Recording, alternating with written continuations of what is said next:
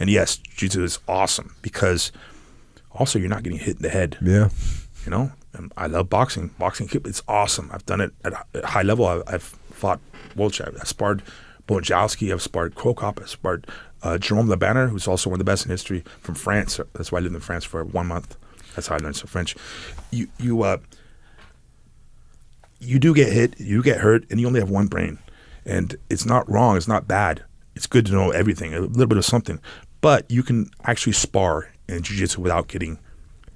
You can spar every day, basically, unless you're injured. Yeah. So that the damage, if you do get it, unfortunately, like any sport, is distributed around your body. Whereas in boxing, it's mostly your brain. Yeah. So it's okay. It's good to do all of this stuff. I mean, I like it all. Also, grappling in a self-defense scenario, I mean, even if it's more than one person, the fact that someone cannot easily put me on the ground, if two guys grab me, actually, like average guys, I could actually probably just win the fight, but with punches. But they're not going to take me down that easy. Okay, if someone grabs me from the side, I could throw them, or I could escape, and I could leave. Right. That's something you said made a lot of sense. If I decide I don't want to fight, and you can't restrain me, I could leave. Yeah. I don't have to. And nowadays, with all the lawsuits and stuff like that, I mean, just making a fist is ammunition for a lawyer. That's a sign. Okay. Matter of fact, if you hit someone with an open palm, it's not, in many jurisdictions, it's not the same. If you restrain someone, if you had to, and I call this at seminars, I say this is a drunk uncle technique, because if you're at a wedding and your uncle's had too much drink, and every family has one of these uncles usually, so they're like, I understand what you're saying, but you have to stop him. He's doing something that's really, let's say, not cool. He's hurting someone.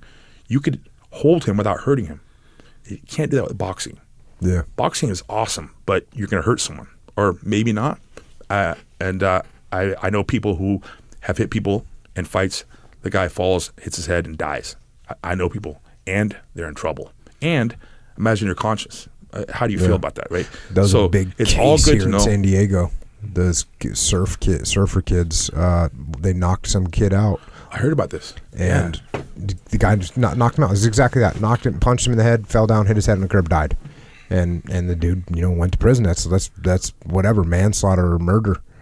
So whereas if he would have just done a double leg and choked the dude out, which is kind of more humiliating, I think, in a way. Yeah. it's a where am I? Yeah. I'm on the beach somewhere. Yeah. That's a good way to do it.